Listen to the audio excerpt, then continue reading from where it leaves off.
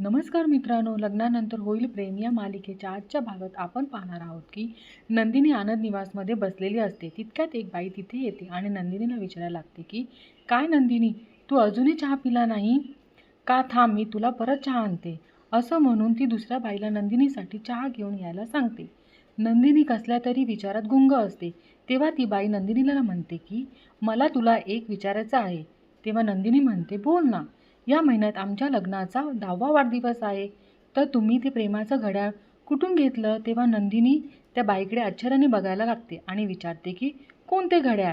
तितक्यात आता तिथे निवासामध्ये काम करणाऱ्या मुलीसुद्धा येतात आणि त्यातील एक मुलगी नंदिनीला म्हणते, अहो, ते प्रेमाचं घड्याळ ते नाही का तुम्ही आणि जीवाभाऊ एकत्र घालतात ते?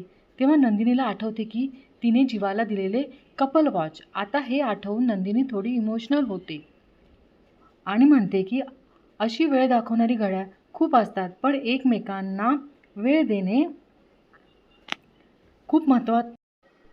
तेव्हा ती बाई म्हणते की ते तर आहेच, पण तुझं आणि जीवाचं ते घड्याळ भारी आहे. आता अचानक त्या बाईचं लक्ष नंदिनीच्या हाताकडे जातं आणि ती नंदीला विचारते, काय गं नंदिनी, तू आज ते घड्याळ घातले नाही? तेव्हा नंदिनी तिच्या हाताकडे बघायला लागते आणि म्हणते की प्रेमाने दिले तर गजरासुद्धा सोन्याचं होतं, पण प्रेम नसेल तर महागडी घड्याळसुद्धा चुकीची वेळ दाखवतात. तेव्हा सर्वजण एकमेकाकडे बघायला लागतात आणि नंदिनीला उदास बघून ती बाई नंदिनीला विचारते, काय गं नंदिनी, तुझं आणि जीवाचं भांडण तर झालं नाही ना? नाही झालं असेल तर बरंच आहे. तेव्हा नंदिनी विचारते, म्हणजे? तेव्हा ती बाई म्हणते, आमच्या जीवाचं खूप जीव आहे तुझ्यात. तुला आठवते तो नीच दीपक तुला मारलं तेव्हा जीवा कसा धावत पळत आला होता आणि एकदा तो तुला सोडायला आला होता. तू आता येईपर्यंत तो थांबला होता. नवरा बायकोमध्ये सगळं गोड गोड असून कसं चालेल? भांडण तर व्हायला पाहिजे, नाही तर नजर लागेल. आणि ती परत विचारते, मला ते प्रेमाचं घड्याळ वाल्याचा नंबर दे. आणि परत सगळ्याजणी नंदिनीला चिडवत म्हणायला लागतात की आणि तुम्हीसुद्धा ते प्रेमाचा घड्याळ उद्यापासून घालून या. असं म्हणून त्या तिथून निघून जातात आणि नंदिनी परत तिच्या हाताकडे बघायला लागते आणि तिला खूप वाईट वाटतं. तर आता यानंतर इकडे आपण पाहतो, आत्या काव्याच्या रूममध्ये बसलेली असते. तेव्हाच काव्या वॉशरूममधून येते आणि समोर आत्याला बघून तेव्हा काव्या आत्याला बघून आश्चर्याने विचारते की काय हे माझ्या रूममध्ये काय करतात? दचकले ना मी. तेव्हा आत्या काव्याला म्हणते, का तुझी चोरी पकडली की काय? तेव्हा काव्या आत्याला म्हणते, मी ISSची तयारी करते, मला चोरी करायची काय गरज? तुमचे इथे येणं अनपेक्षित होतं माझ्यासाठी, म्हणून दचकली. यावर आत्या काव्याला म्हणते, मला बघून दचकली, आश्चर्यच आहे, पण खरं सांगू का, तुला अशी सरप्राईज द्यायला मला मजा येते. तेव्हा काव्या बोलते, हो का? यावर आत्या म्हणते, हो, मला सांग, काय चाललं आहे सध्या तुझं? यावर काव्या आत्याला विचारते, काय चाललं आहे तुमचं? आज म्हणजे एकावर एक सरप्राईज देत आहेत मला. चक्क माझी चौकशी करतायत तुम्ही, विचारपूस करतायत, तेही आपुलकीने. यावर आत्या म्हणते, काय आहे ना काव्या, तुला वाटतं गं मी कारल्यासारखी आहे, पण मी कारल्यासारखी नाही आहे. पण मी ना फणसासारखी, बाहेरून काटेरी आणि आतून एकदम मऊ. माझं जाऊ दे गं. क्लासला नाही गेली आज. रोज पार तुझी वाट बघत असतो. तू अशी ऐटीत येतेस आणि कारच्या मागच्या सीटवर बसते आणि मग तुमची गाडी जाते. पण आज पार थांबलाच नाही. तेव्हा काव्या थोडीशी शांत होते. यावर आत्या म्हणते, म्हणून विचारलं की आज क्लासला नाही गेली का? यावर काव्या काहीच बोलत नाही. तेव्हा आत्या विचारते, भांडण वगैरे झालं आहे का तुमचं? नाही, मला काळजी वाटते ना तुमची, म्हणून विचारलं. यावर काव्या म्हणते, आत्याबाई, तुम्हाला माझ्याबद्दल किती काळजी वाटते, आपुलकी वाटते, या घरातल्याला प्रत्येकाला माहीत आहे. त्यामुळे उगाच माझ्याबद्दल काळजी आपुलकी दाखवून हा दिखावा नका करू. मी केक कसा भरवला लक्षात आहे ना? आत्याला तो दिवस आठवतो, जेव्हा काव्या ते रागात त्यांच्या तोंडामध्ये केक कोंबलेला होता. हे आठवून आत्याबाई टेन्शनमध्ये येतात. तेव्हा काव्या विचारते, काय आत्याबाई, विसरलात का? पुन्हा केक भरू? तेव्हा आत्या खूप घाबरते आणि म्हणायला लागते, नाही नाही, नको नको. यावर काव्या म्हणते, 1 मंथ ॲनिव्हर्सरी होती आमची. काय सांगितलं होतं मी तुम्हाला त्या दिवशी, आठवतं? तेव्हा आत्या काहीच बोलत नाही. तेव्हा काव्या बोलते, आमचा नवरा बायकोचा प्रश्न आहे, त्यामुळे तुम्ही मध्ये पडू नका. आमचं आम्ही बघून घेऊ. माझं सोडा. हो, तुम्ही कसे आहात? तुमचा डायबिटीस, गोळ्या, पथ्य, पाणी चालू आहे ना सर्व व्यवस्थित? आणि म्हणते, फणसासारखं असलं तरी रोज कारल्यासारखं थोडं थोडं ज्यूस पीत जा, आठवड्यातले 7ही दिवस. मग बघा शुगर कशी तुमची नॉर्मल होते ते. तेव्हा त्या रागाने काव्याला म्हणतात, तुझ्याशी किती गोड बोललं तरी तुझं शेपूट वाकडं ते वाकडं. तू ना आयुष्यभर अशीच टोमणे मारत राहा.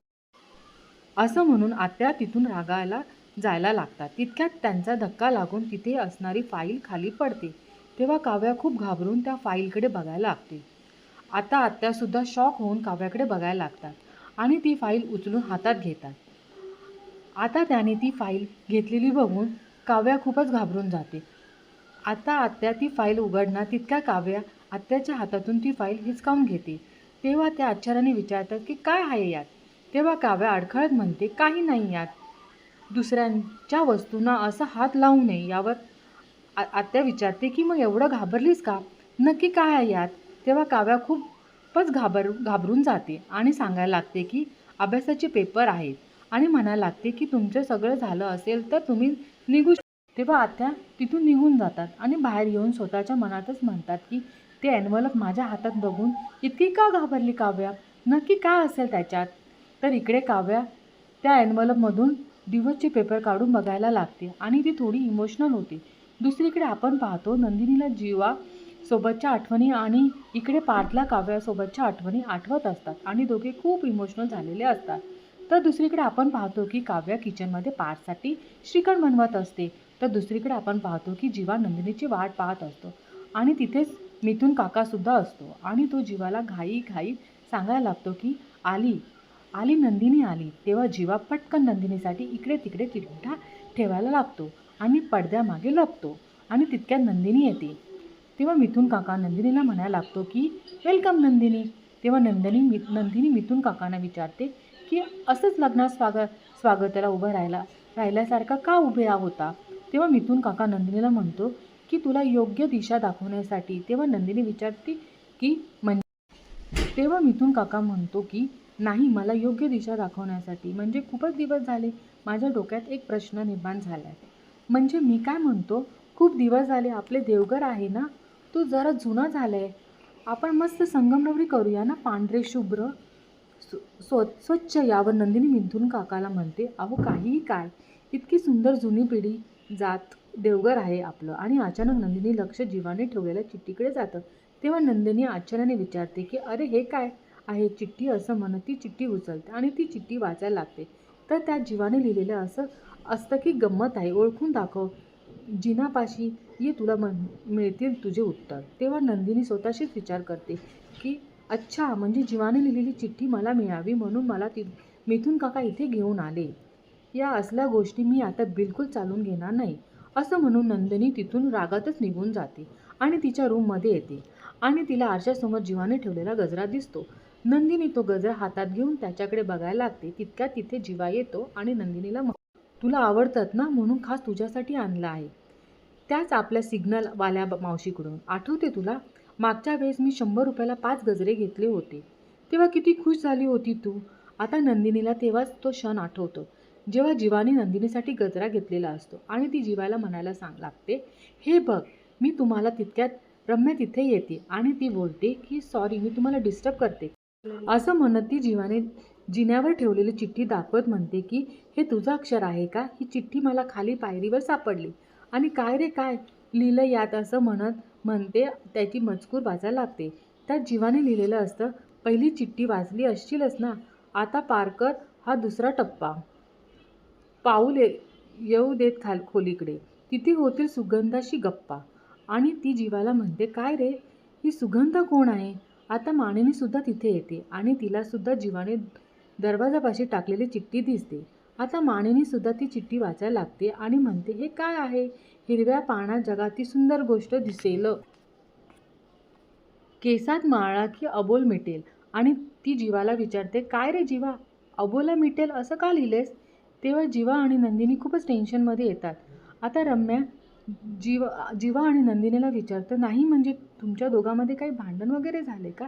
तेव्हा जीवा टेन्शनमध्ये येत म्हणते, छे अगं आमच्यात कशाला होईल भांडण वगैरे. तर नंदिनीसुद्धा खोटं म्हणते की हो ना. आणि ती जीवाकडे बघत जीवाला विचारते, आणि एवढे गजरे कशासाठी आणले? एखादाच आणला असता तर ठीक होतं, आता एवढा आणलाय तर वाया नको जायला. आई घ्या ना तुम्ही, असं म्हणत ती मानिनीला म्हणते, आई घ्या ना तुम्ही. तेव्हा मानिनी नंदीला म्हणते की अगं नको, तुझ्या नवऱ्याने आणले, तुलाच ठेव. तेव्हा नंदिनी जबरदस्तीने मानिनीला आणि रम्याला गजरा देते आणि मी आलेच असं म्हणत तिथेच निघून जाते. आता नंदिनी गेल्यावर मानिनी जीवाला म्हणते, जीवा या बाबतीत अगदी बाबांवर गेलाच हा, आणि विचारते काय भूक वगैरे लागली की नाही, चल पटकन जेवायला, असं म्हणत मानिनी तिथून निघून जाते. आता जीवासुद्धा मानिनीच्या पाठी निघून जाते. मात्र रम्या त्या चिठ्ठीकडे आणि गजराकडे आश्चर्याने बघत आणि आजचा एपिसोड इथे संपतो.